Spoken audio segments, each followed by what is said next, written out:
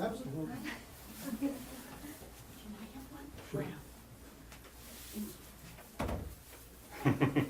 Sure, pick one. Okay for the fun, right? That's right. Sure, okay. All right. Okay. If we had a little more time, I'm sure you could probably figure this out for yourself, but I'll lead you through it. And once we get this, we can do some things at the tables around here. This hinge comes from a full sheet of paper. The smaller ones come from a half a sheet. So what we're doing here is folding it in thirds, like a triptych, like this, and fold over. And even that doesn't have to be perfectly aligned. But what you want to do is when you make your folds, you want to make them nice and sharp, okay? Then we're going to take this long rectangle and we're going to fold it in half so that both ends meet. And you get a crease in the middle like this.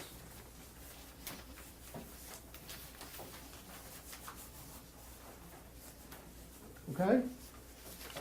Make a nice sharp crease. And then we're going to take one end and fold it into the center like this.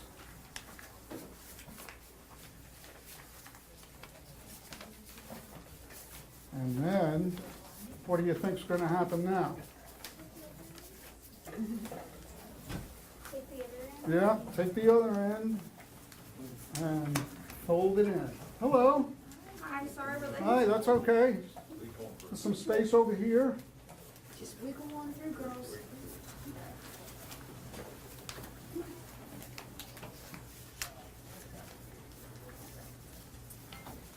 All right, we're almost there. This is what we have so far. Is everybody with me? Okay, now we're going to take this and we're going to fold it into a W or an M by folding it in the opposite direction. Fold it. Don't fold it like this. We don't want to go this way. We want to go the opposite way so that we get something like this. Everybody with me? Yeah? Okay. Now, once you have the hinge, you squeeze it on the side like this. So you can see you got a hole in the bottom for your thumb and holes in the top for your other fingers. And this is how the hinge works. And it may need a little support on the bottom when you're working with a larger puppet. But this is the beginning of the paper. Now, can you make your hinge yawn?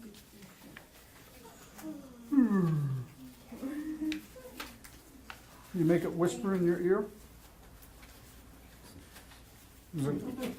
Is it rustling? Like whispering?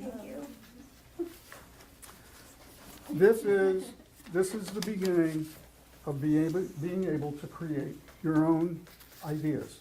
And you can get ideas from posters, you can get ideas from almost anything you're looking like, because what we're looking at here are shapes of paper, just shapes. And you don't need to make this perfect. It doesn't have to look like a beautiful drawing. If you capture the element of what makes the puppet work, that's all you need. You could put a tree on the back of this puppet to make it look like antlers. And you don't need to make it perfect. In fact, when people start making things, they think that it's got to be perfect. Who's this? This is the very hungry caterpillar. And this is a very interesting example of how imperfection, something that's not perfect, can actually make it very, very lovable and endearing to people, because Eric Carl's characters are wonderful characters. The beautiful thing about it is that if you look at all the features on this puppet, they look like they've been cut out in a very uneven way. And a lot of his characters are like that. So a lot of people worry whether something is going to be completely round or completely perfect. The wonderful thing about playing with this medium is that you can start making one thing and it turns out to be another. Now, this is a scrap cat. This is a scrap cat. I've seen calico cats, but I've never seen a cat like this. And you couldn't buy this cat in the store. This is the beautiful thing about it. This is the beautiful thing about it, because you end up making things that are absolutely unique.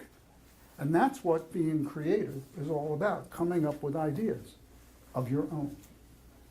So, but you can start getting ideas by looking at posters, and you'll see an idea, but all of these things have shapes that make it up. So when you start making something like this out of paper, let your scissors do the drawing. You can draw with your scissors. And if you draw something that isn't quite right, cast it aside and start drawing it again until you like it. This is what creativity is like. And so you can practice it. This guy is missing an antenna. It's folded back here. It's been here all the time. You can build out on the hinge, so what you're making can come out. It can come out the bottom. There was a snake. Sure. Anybody seen my skin? I left my skin somewhere. Got really hot and I had to get rid of it. I don't want to talk too much more.